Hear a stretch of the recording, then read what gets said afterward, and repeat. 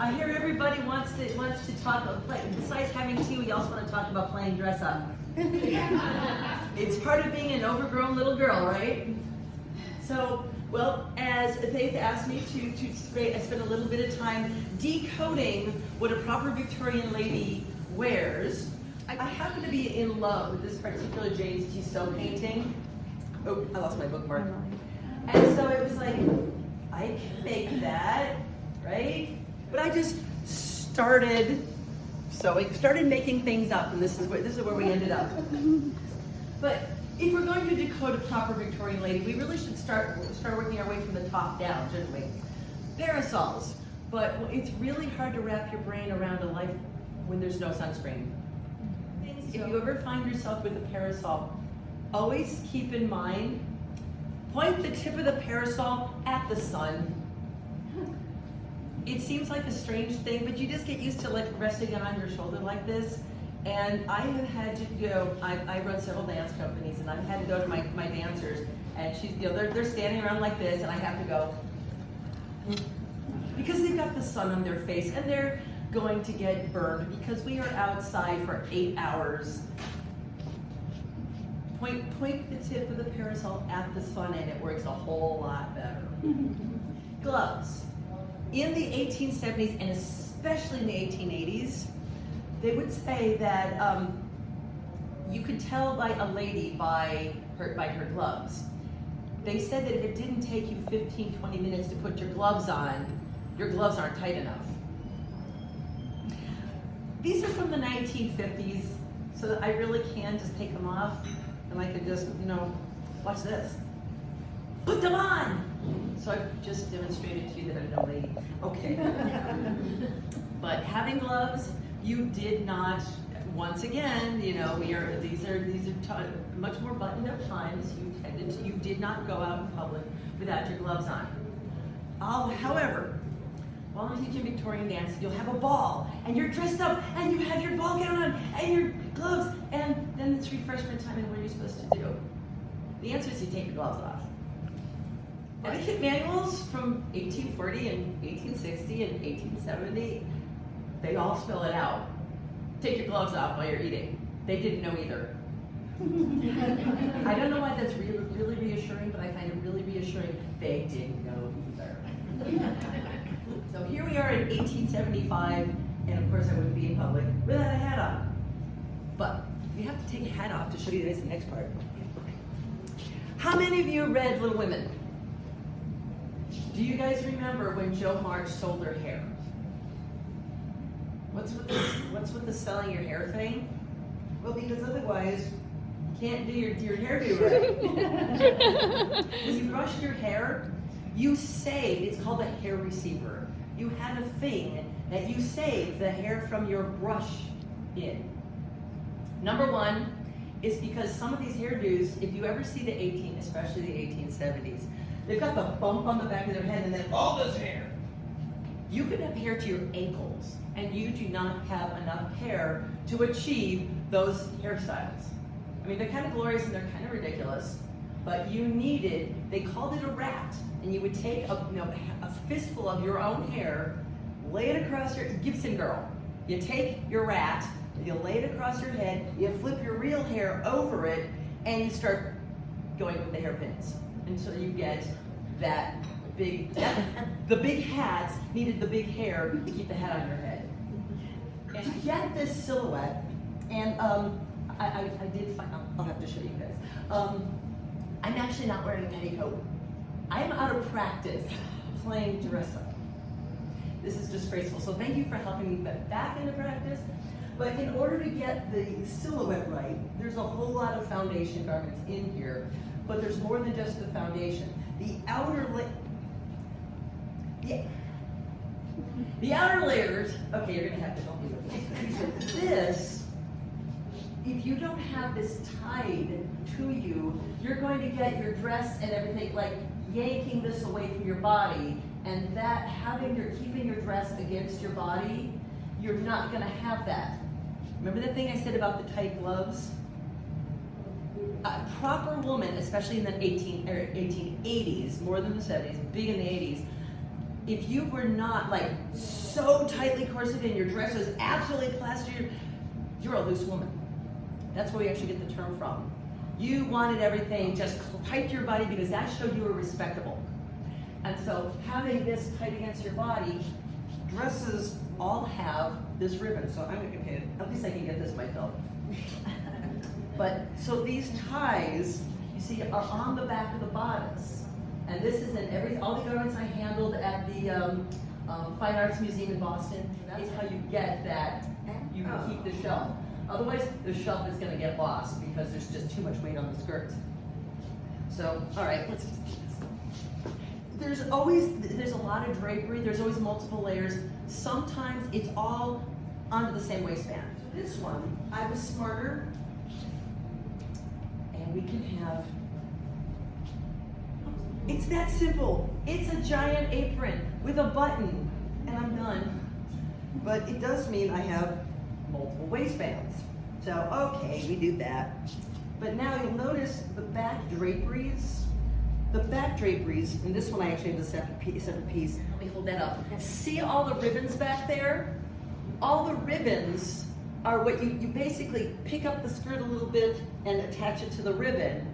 And that's how, it's the ribbons that give it that crazy texture while it's drooping down the back. If you don't have the ribbons, the whole thing just goes, and it's all on the floor. So you're not wearing a bustle then? Oh, we haven't gotten that far yet. Oh. Here we go. Here's my button here. Okay. Oh dear. No. All right. I think the easiest way is to do it this way. And this is where I'm disgraceful. There should have been a petticoat over this. And I'm getting dressed and I'm like, You're indecent. I am indecent. Shameful. I'd say I was a loose woman, but like, a loose woman would be wearing your petticoat, man. The petticoat, what they look like is they are flat in the front, and then from the sides all the way down the back, it's ruffle, ruffle, ruffle, ruffle, ruffle, ruffle, ruffle. And so like with this, having the bustle on, that skirt, when it gets past the bottom, you see this only comes to my knee. It's those ruffles that keep the skirt away from the back of your legs. Okay, now we're actually talking about underwear here. How many layers have I taken off? We've only just found my underwear. It would have been one more of the petticoat. That's for your underwear. And now the bustle. This is the leftover of a hoop skirt. So think 1860s, everything morphs. Tiers of rings. And the one closest to your waist is going to be the smallest. And then you get a little larger and you get a little larger as you go down. By 1869, you start squishing that round hoop. It gets squished into an oval. So now instead of standing in the center of a circle, you are standing in one. So what happens from 1870? It shrinks and shrinks and shrinks and shrinks. This is just a shrunken hoop. This is still a half circle of a cage. And that's all you got left. So they call this the lobster tail bustle because it looks like a lobster tail. But you can see every one of these are all the wires that are tied in. The top is laced, and then the bottom you just tie. Back to Lorraine was Wilder. She describes you can either tie it to be a bigger bustle or a smaller bustle. You tie it in front of you or behind you. Pierced ears. It's like when you look at old earrings, so often the time you see the screwbacks or the clips, and all of them are uncomfortable. Louise May Alcott. Besides Little Women, we're back to her again. There's another book called Rose in Bloom. And Rose in Bloom has a lot more references to what it was like to be a lady coming of age in the 1870s. She talks, 8 cousins in Rose in Bloom. She talks about getting her ears pierced. So it's we think of this as, it's been around a lot longer than we think. You gotta talk about corsets. How many of you have heard like Hollywood actresses whining about the corset? Come on. A corset is supposed to be made to your body. You always see the, hang on to the post and yank. That is more or less real depending on the individual. Because think about what you're squishing. Now, I'm a Polish girl. I have my grandmother's thighs, so I could gain 20 pounds and wear the same clothes because it's all here. So I was meant for the 1800s and the 1900s. 1800s. But so there's not much for me to swish. I can actually wear the same dress without a corset. I have had friends who make their outfits and she can't wear it without the corset on because she can pull these laces and take off 4 inches off her waist. When you've got these, normally you have these a little less laced and then you just yank and you can pull and pull until the laces get up. You kind of, your maid or somebody needs to know about how far apart they are when they're laced.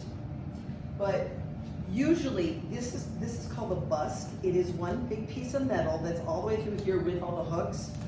And now for me, because I have had this for 20 years, a trained busk is a happy busk. I really can. You saw, I'm really not unlaced. I hooked the top one. I hooked the bottom one. I suck it all in. And I really can just, when my corset is, or when my chemise is on the way, just go pop, pop, pop, pop. And I'm done. So you didn't always have to do the drama of the put your foot on your back and hang onto the bedpost and yank. You don't. It didn't, I mean, it's Hollywood, it's not real. Another thing with the, like, every time you see a thing, it's like, the plucky heroine doesn't like her corset. All of our suffragettes, all of our founding mothers, the ones who were like, helping build the log cabin, they were doing it in a corset. Were they complaining, oh, I gotta leave the corset off because we're gonna build the log cabin today? It's your underwear. It's the only underwear you've ever heard of. This dancer said, you're gonna want bloomers, honey, because you just don't want your hot, sweaty thighs rubbing together like that. And I'm like, yeah, with my grandma's thighs, I definitely do. God, yeah. They didn't make bike shorts. Yeah, they weren't making bike shorts. I am old enough that bike shorts are a newer thing. And then I saw what real bloomers normally were at the time. Anybody see flip bloomers before? Oh, yeah, so this is the waist. Here, give me a hand, you hold one in. So this is the waist, this is about the side, and once you tie it shut, that's a big gap. In fact, that big gap, I mean, this is only about 3 or 4 inches. So we're talking your belly button to here. Okay. Remember, we don't have flush toilets yet. Women's underwear changed drastically once we get indoor plumbing. Because you really want to drop your very nice white linen bloomers in the outhouse while you're, you know. So this way you just had them on at all times. You just kind of lifted all your skirts and it hurts my brain. How do you sit when you're married? How do you sit? Oh, yes, just like a hoop skirt, this just collapses. So when you sit, what you're gonna do, let me grab a chair. So, side view, you see how it only comes to my knees anyway? It's above my knees. So you really are just, with all those skirts over it, you just sort of back up to the chair and lower yourself, and it just goes, and they just stack. So they're just sitting stacked behind me, and it is kind of amazing what it does for your posture when you're wearing all this stuff. I can't do this very well. Now I can't at the moment because this chair gives me the room to do it. But you don't generally tend to do that because of all the stuff. Queen Elizabeth wore bodies, and Queen Charlotte of Mecklenburg wore stays, and Queen Victoria wore corsets. There's another word called jumps that is also, I'm not sure how completely interchangeable it is with the colonial word, the Baroque colonial world, but I know there's like jumps is in there too. I just haven't, you know, I'm still researching it. These on either side, classic colonial, so 1700s, you really do have one of these, very much like this construction. So we're still this half bow. You have one on either side, and that's what's holding out the panniers, that's what's holding out those insane court dresses. The cool thing about that era, there's a slit right in the top here, and there's a bottom piece under that. It's a pocket. So you just like, so the skirts, the underskirt is, which they call the petticoat. You have a skirt in the front, you got a skirt. You basically tie the back front in the front and the front part in the back, and you've got a big slit on both sides. And you've got bongo drums, and you just, the two pieces of fabric, you part the two pieces of fabric, shove your hand down in there, and you've got this bucket. And rather than having to install pockets in every dress, you just tied your pockets around your waist every morning when you got dressed. And it was right there. And then if you had a big overdress on, you just kind of pull the overdress back a little to reach the pocket. Pickpockets are not getting at your skirts because, or at your pockets, because they had to move on your dress out of the way to get there. So your stuff was safe in your bongo drums.